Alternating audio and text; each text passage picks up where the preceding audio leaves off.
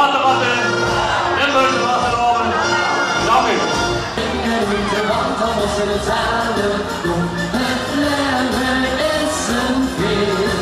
Door die handjes in de lucht, door die hengel in de zee. Je zag je door de